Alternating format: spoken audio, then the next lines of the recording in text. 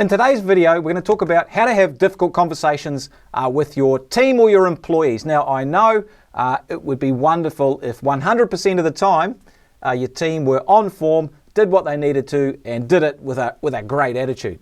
But let's jump into reality. And you know, as a business owner, and so do I, that it's not always the case. Sometimes they go off track or their attitude's not quite right, and we really need to have a conversation with them. And let's be honest, this can be really, really difficult. I reckon there's two types of conversations that are super difficult, you know, owning a business. One is when you've got to ask for money, you know, when people haven't paid, and the other is when you've got to talk to your team when they're just not coming up to the mark that you need them to. So this is really important stuff. And as we're going to talk about today, if you don't do this, it's going to cause some big problems for you in your business. Your team will probably lose, the rest of your team will probably lose respect for you as a leader because nothing destroys a team quicker than you tolerating a bad employee or bad performance. Drags everyone down. So what we've done is we've created a guide called the 5 Steps to Having Difficult Conversations with Your Team or your employees. Now, I'd love to give you a copy. All you need to do is just comment here, comment on this post, and we'll get a copy of this guide, the 5 steps to having difficult conversations with your employees. We'll shoot that straight out to you. It's scripted out, the exact words that you need to say so that you can do it in a great way, in a way that gets you results, which is what we really want here. So before we jump in there, I'm going to go through that guide step by step so you know exactly what to do with it. I'm going to talk about the big picture here because this is important. I really want you to understand how important it is that you're on the front foot with this stuff. So the first thing is, if you don't have these difficult conversations, or you don't know how to do them, or you're sort of struggling, the situation is tricky, and you'll find that a few things happen here. So I think the first thing is that we tend to procrastinate. Let's be honest. These are often quite difficult conversations. So, maybe you've known that you've got an employee who's not performing or a team member, and you tell yourself, hey, it'll get better. That's often what we do. Like, oh, look, if I just leave it, they'll probably come right. So I'll just wait and see what happens. Or you're kind of dreading it and you ignore it, or you say, oh, look, I'll do it tomorrow, or, I'll do it next week. And so you put it off, and what happens? It doesn't get better. And you don't feel any better about it. In fact, when you procrastinate, you probably feel worse about it because you know deep down that maybe you're not doing what you need to, which is to have that tough conversation. So procrastination is definitely a challenge with this stuff. The next thing is, when you do have these conversations, it feels really awkward. So you kind of beat around the bush, you kind of sugarcoat things, or maybe they feel a bit awkward, or maybe you don't quite know what to say, and it's just kind of awkward and uncomfortable. So that's definitely something that can happen when you're having these types of situations, particularly if you don't know exactly what to say and how to say it. Next thing is, I reckon this is a big one. So maybe most of the time you're a pretty calm person, but you get triggered by the fact that your employees have been kind of letting you down a little bit. And so most of the time you're a little bit of a mouse. You're quite soft about it, and you kind of beg. You try and cajole. You try and encourage, and it doesn't seem to work. And you feel, let's be honest, you feel like a mouse. You feel a little bit like weak, and you feel like you haven't got much power or control in the situation. And then the other thing happens is, for a lot of us, we sort of take the softly approach, but then all of a sudden it's just too much. And we've had an absolute gutsful of putting up with poor behavior, poor performance, and we just explode. And maybe this has happened to you, or maybe you're a person who tends to be quite strong, and your normal operating way is to be quite outspoken about things. Maybe that's you already, but for a number of you, you're quite quiet until you've had enough, and you just explode, and you explode in a way that's probably not that helpful, because you absolutely, you get the red mist, and you've absolutely had a guts full of it, and you say things and deal with things in a way that's not particularly helpful, and it gets everyone's back up and just makes the situation worse, and you don't get the result that you want. And often what happens is nothing actually changes. We start to put up, we've got the status quo, things just don't really change. We start to put up with it, we've made excuses. Well, if you don't do this, here's the thing, I said it earlier, team are going to lose respect for you. If you just kind of sweep it under the carpet and say it's not that bad, nothing destroys your team, more than you tolerating a bad employee. So you've got to do something about this. The status quo, it's just not going to work for you. And I think you probably know that already. So what do we want here? Well, we want to feel really proactive. We want to feel like we're going to take action as soon as possible. And this is something that's massively important. And I want to say this. The best time to deal with employee issues or behavior issues or attitude issues is the first time they happen. The first time they happen. Because that sends a great message to the rest of your team that, hey, good performance is required here. We have a high standard. We're not going to let anything slide. So we want to be really proactive about it. Next is, I want you to feel confident about having these discussions. So I want you to feel like you can do it. You feel like you're in charge of the situation, because when you're feeling confident, you're definitely going to do a better job. It's super simple.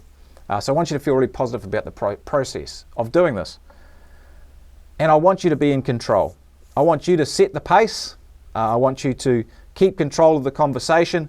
I want you to be really assertive and firm and feel like you're the one who's in charge, because I know, and this is a massive thing, how often when you've got an employee who's not coming up to the mark, how often do you feel like they're in control? Like you're the one having your strings pulled, and you're like, hang on a minute, like I'm the boss, I'm paying the bills here, like it's our business, it's my business. And yet you're the one who feels on the back foot. So I want you to feel really confident about that, and like you're pulling the strings to get this, to get this right. And lastly, and most importantly, what we want here is we want behavior change. We want the team member who's struggling to actually perform the way we want them to. And if they can't, we want them to leave. We want to free up their future so they can go somewhere else and maybe, sabotage our competitor down the road, like a secret weapon that we send down the road. So we want the behavior change, and if we can't get it, we want to identify that really quickly and move them on, free up their future so that they're not our problem anymore. That's massively important. Okay, so having difficult conversations with employees, massively important. We do it. If we don't, it's going to damage the team. We're not going to feel good about it, and there's a way to do it. And there's three sort of key principles that I want you to bear in mind when you're having these conversations. It's going to make it go way better. Then we're going to just jump in to the guide. And I've got a guide, it's called the 5 Steps to Having Difficult Conversations with Your Employees. If you want a copy, just comment here or click the download link, and we'll boost it straight out to you. So, what do we want? Well, 3 things to think about here. The first one is, and this is enormously important, we actually want to set expectations. Now, a lot of problems with employees and behavior, they actually, performance and behavior, they actually come because of unmet expectations. So we have a particular expectation of the employee. They have an expectation of how they need to perform, and it's different, and it's not the same. And as a business owner, we're like, wow, good performance. It seems kind of obvious. They do the job. They should fill in their job cards. They should do the quality assurance processes. They should be clean up once they've finished jobs out in the field. It's a whole bunch of expectations we have, but sometimes they're not really clear to the employees, and that's a problem. If it's in your head, but it's not written down on paper, and they can't read it, then chances are it's probably not clear. So what do we need to do here? Well, first thing is we've got to have some really clear job descriptions for our team. So we know what the job is and they know what it is. We want to have what we call key performance indicators. So what are the performance levels that they need to hit? Next, we want to have some clear core values. So this is how we roll around here. This is what's important. And we want to have some rules of the game, which basically outline how we do things here. Now, rules of the game, they might sound like a bit harsh and we're trying to control everything, but it's not really. It's pretty simple. Now, you wouldn't play a game of football or any sport if you didn't have some rules, because if you didn't have rules, it would be absolute chaos. And that's what happens in a lot of businesses. There's chaos and expectations are not clear because the rules aren't written out. So a rule of the game might be something as simple as this. Complete your job card while you're still on site and you finish, clocking off that job when the job card's finished. That could be a simple rule of the game. So just make that stuff super, super clear. So clear expectations are massively important because when you have clear expectations, when you go to call them on their behaviour, you've got something, a target to talk about. Without clear expectations, it becomes quite difficult to call them on their behaviour because they can say, well, I didn't know what was expected. So that's massively important. We've got to have clear expectations. Next thing is we want to correct behaviour, not the person. We want to twink out that bad behaviour. This is really important because we don't want to make this like a personal attack on someone. And I get it. I get this. It's massively frustrating when you feel like someone's let you down and you've talked to them before. And I understand. Basically, you feel like just, punching them in the face. But you can't do that. And it's not going to solve the problem. What we need to do is actually focus on the behaviour, not the person. So, for example, not really constructive to say, hey, you're useless.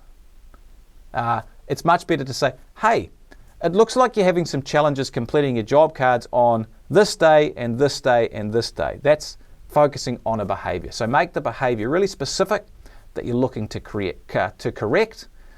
Then you can actually work with it. But if you just make like big general statements about their performance, oh, you're no good at this, or you're hopeless at that, or you need to do better, that's kind of really broad and it's hard to work with. So correct the behaviour, not the person. Gives you something to focus on and it makes it not so personal as well. So that's massively important. And the next thing is want to be firm but fair. Now, this is huge. You want to give the employee a chance to talk and explain where they're at with things because it makes them feel like they've been heard. Even if what they're saying is absolute rubbish, that's fine. You want to give them an opportunity to be heard. That's going to help with the process of actually helping them with their behaviour. You want to stay calm, let people explain where they're at. And here's the thing. Don't be a wallflower. Like you have every right as the business owner to be assertive and firm about what you require. Don't sugarcoat what you require. You can be firm and assertive without being, difficult and demanding. Two separate things.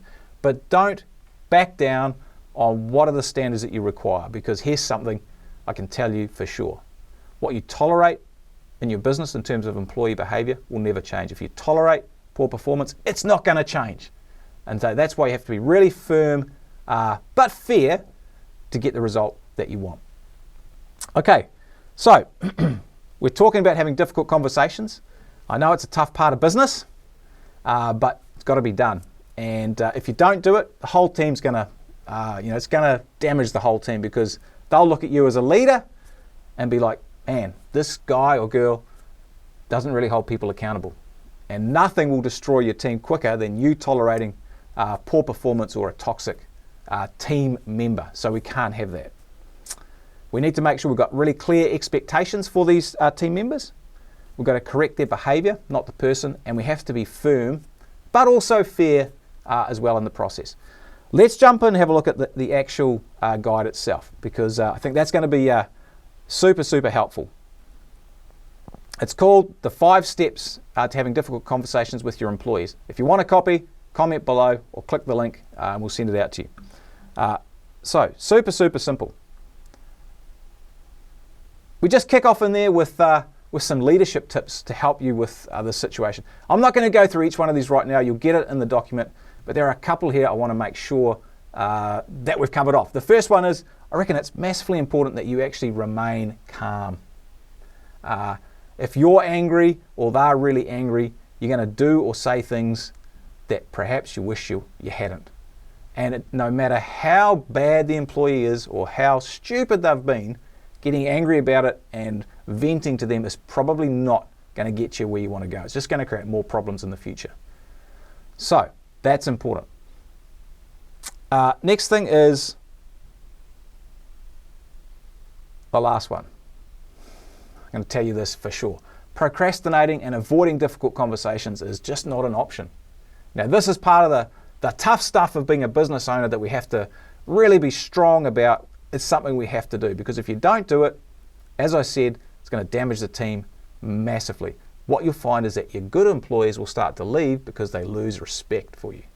So you got to be brave. That's really important. So let's jump in and look at the 5 steps. The first step, really simple. Get some consent and pre-frame the official talk. So you say something along the lines of, hey, I'd like to have a quick chat to review something this afternoon at 4 o'clock. Is that okay? Here's the thing. Don't just catch them on the fly and say, hey, can I have a chat to you right now? Because it sort of puts them on the back foot. It doesn't set it up for a good conversation. Next thing is just show some appreciation. Okay. So, hey, Tony, you've been working with us for 8 months. I really appreciate how you find something positive. So it just creates an atmosphere of positivity and some acknowledgement and some trust. Then, this is huge. Review the issue with curiosity. So what you want to do here, don't jump in and just accuse people and tell them what you've seen or what you've heard. Don't just jump into the deep end and put them right on the back foot straight away. You actually want to get them to tell you about what happened so you can see what happened from their perspective. There might be some learnings from there, maybe there's not. And so you can say something along the lines of, the other day when you were at the job on Smith Street, I heard you say, or I came in afterwards and found that, or I'm curious, and then you say, hey, I'm curious to find out what happened here. So let them talk. Take a curious approach, without blame, to understand the situation from their point of view. Now here's where we get to the juicy part. Remind them of the values or the standards. Maybe we could replace the word values here with standards. Remember we talked earlier about setting expectations? That's where this comes in. Okay, and you can say, okay, great, thanks for clarifying. Then you can talk about your business values or your rules of the game here. So this is where you reset the expectations or the standards that you have, and you ask them, hey, do you think this example shows this value, or it sticks to these rules of the game? Then you can ask, hey, what do you think we could do in the future to handle this in a better way? And what other ways do you think we could show this value or this rule in other situations? So you really get them thinking about, well, okay, I agreed to the standard. Where am I at in relation to the standard, and how could I actually do better there? So you get them to acknowledge that they've actually missed the mark. And actually in step 4, you might have to go back and talk to them about the rules of the game again, or reset those expectations. That can happen as well. And then in step 5, you ask for their buy-in. So you ask them, hey, can you do this? Do you need any help or any support or training from me to do this? And this is magic. Can I count on you for this in the future? That's the question you want to ask, which is like getting their commitment or their buy-in to the performance standard. That's the key question that you want to ask. That's where the magic happens, and they're actually buying into the standards that are agreed to. And if they can't do that in the future, that's when this starts to become a performance issue, and maybe you need to look at performance management to either free them up or really do some serious retraining. So that's the guide. Super simple. 5 steps to have those conversations. It's all scripted out. All you need to do, just comment in the chat, and the comments there will bang it straight out to you, or you can click download if you're watching later, and we'll get it to you. This is important stuff. So do yourself a favor and set yourself up for success in having these conversations, because they are absolutely critical for your success in business and as a leader. And remember, tolerating a bad team member, it's going to damage your team massively. So you've got to have those difficult conversations. Take good care, and here's to great leadership in your business.